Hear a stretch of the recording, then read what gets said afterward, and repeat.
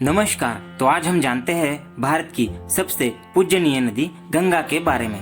गंगा नदी भारतीयों के लिए सिर्फ एक नदी नहीं है, यह करोड़ों भारतीयों के लिए आस्था का केंद्र है। भारतीय संस्कृति में गंगा नदी को माँ और देवी का दर्जा दिया गया है।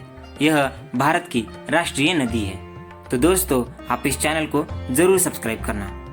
गंगा नदी भारत की सबसे बड़ी नदी है। इसकी लंबाई 2523 किलोमीटर है। गंगा नदी का उद्गम हिमालय के गोमुख से गंगोत्री ग्लेशियर से हुआ है।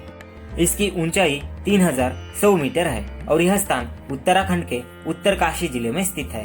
गंगा नदी को भारत की जीवन रेखा कहा जाता है। गंगा नदी भारत और बांग्लादेश के बीच में बहती है। गंगा नदी का क्षेत्र दुनिया में सबसे उपजाऊ माना जाता है। इसी कारण गंगा नदी के तट पर भारत के कई बड़े शहर बसे हैं और यहाँ पर भारत की सबसे घनी आबादी भी रहती है। यहाँ के उपजाऊ जमीन पर गन्ना, सरसों, आलू, दाल और कई प्रकार की फसलें उगाई जाती है, जिससे कृषि क्षेत्र में भारी फायदा होता है। कृषि क्षेत्र के साथ ही इस नदी पर कई बांध बनाए गए हैं। यह नदी भारतीय अर्थव्यवस्था में महत्वपूर्ण योगदान देती है। इन बांधों में फरक्का और टिहरी जैसे बांध है। टिहरी बांध का निर्माण 2006 में हुआ था।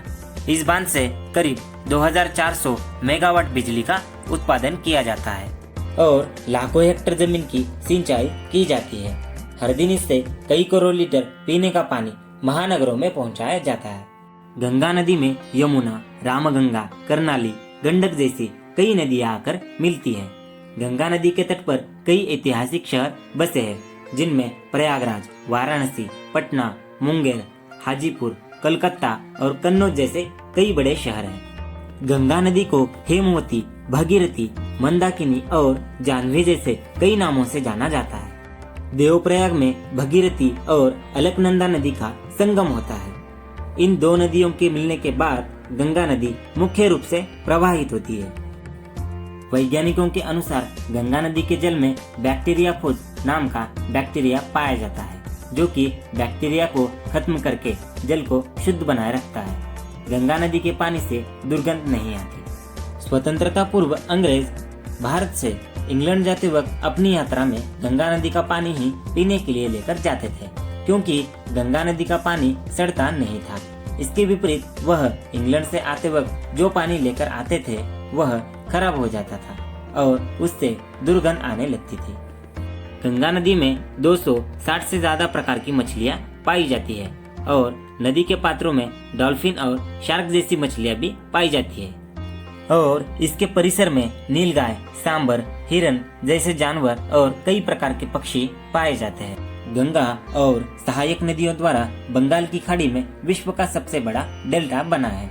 यहाँ पर नदी की गति धीमी हो जाती है और नदी के साथ बहकर आई हुई मिट्टी यहाँ पर जमा हो जाती है, जिससे कि यह प्रदेश दलदली बन चुका है और इसी सुंदरबन के जंगल में बंगाल टाइगर की प्रजाति पाई जाती है।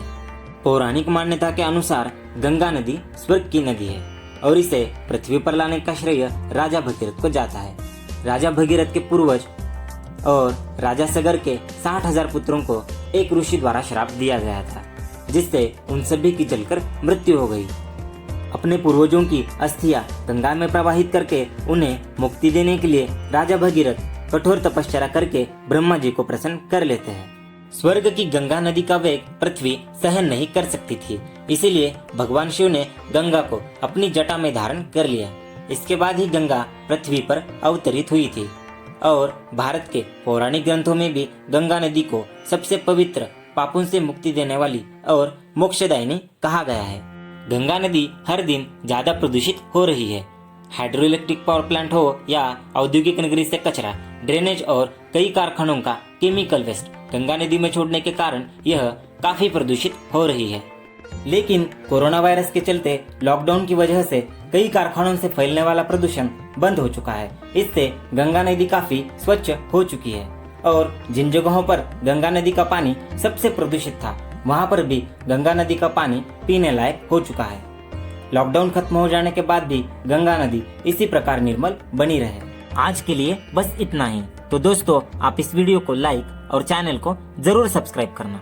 फिर मिलेंगे एक नई वीडियो के साथ। तब तक के लिए नमस्कार।